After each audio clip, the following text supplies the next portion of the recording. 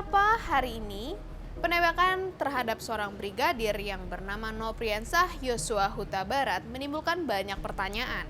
Hal ini dikarenakan ia menjadi seorang tersangka, tetapi juga diotopsi jasadnya.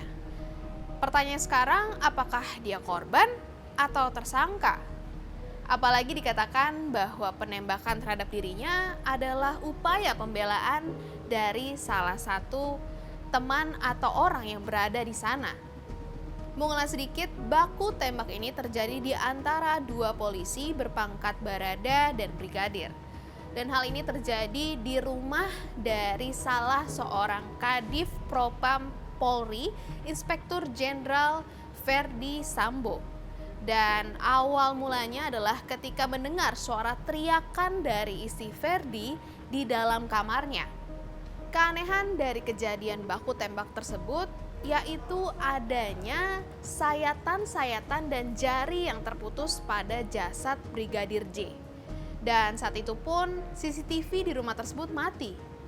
Bagaimana bisa ada sayatan jika baku tembak itu berjarak antara Brigadir J dengan kawannya?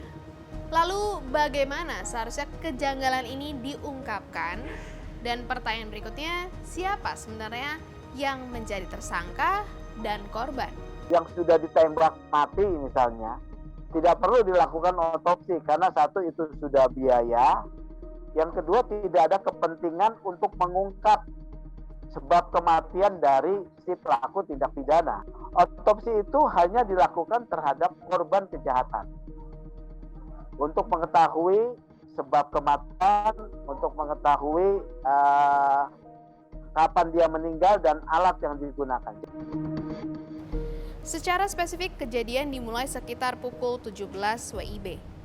Adanya teriakan istri Kadif Propam yang sempat meminta tolong ke personel yang ada di rumah tersebut.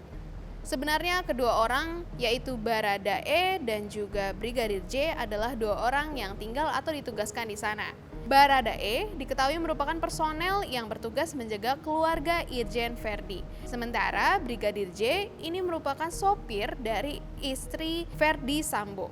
Baku tembak pun terjadi ketika istri daripada Verdi berteriak dan Barada E berusaha untuk menyelamatkan ataupun bertanya apa yang terjadi. Namun dikatakan bahwa Brigadir J keluar dan langsung menembakkan peluru kepada Barada E yang meleset. Dari kejadian tersebut, polisi menemukan adanya bekas tembakan di tembok yang ada di tangga sebanyak 7 titik. Selain itu, berdasarkan olah otopsi sementara, polisi mendapatkan ada 7 luka tembak di Brigadir J, 6 luka tembak keluar, dan juga 1 proyektil bersarang di dada Brigadir J.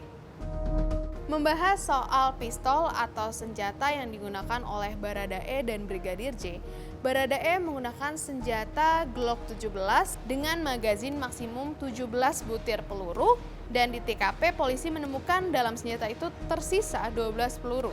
Artinya ada 5 peluru yang dimuntahkan oleh Barada E.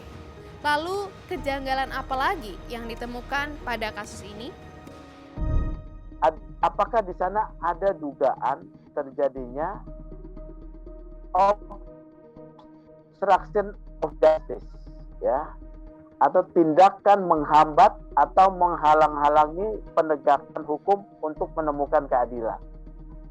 Loh, kok pertanyaannya IPW menanyakan soal obstruction of justice, ya? Nah, karena di dalam pernyataan kami yang terbaru,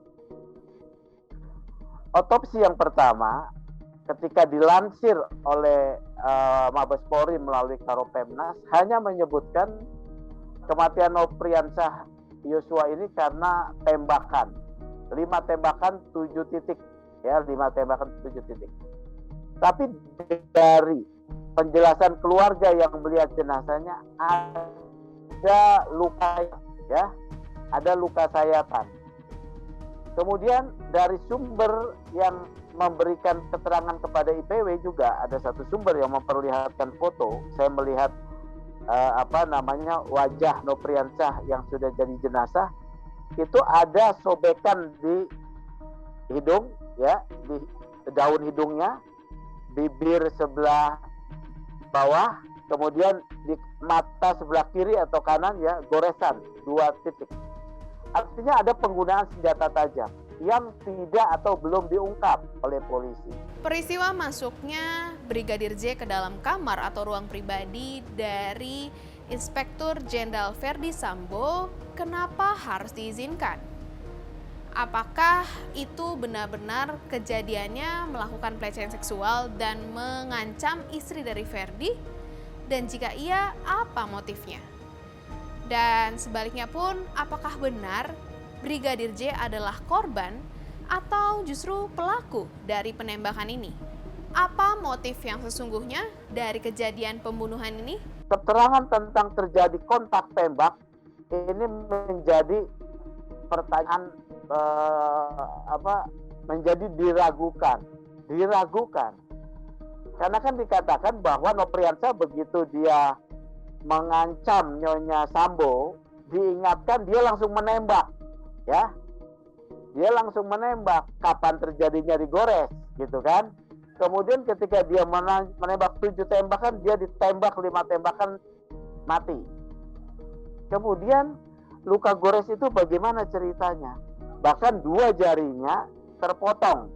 Orang yang mengoperasikan senjata tajam itu dalam jarak dekat. Tidak bisa senjata tajam dalam jarak jauh, ya. Kecuali dilempar menancap. Ini bukan, ini luka gores. Banyak versi yang menjelaskan cerita atau kronologi dari kejadian penembakan ini. Dan masih banyak cerita yang perlu diungkapkan.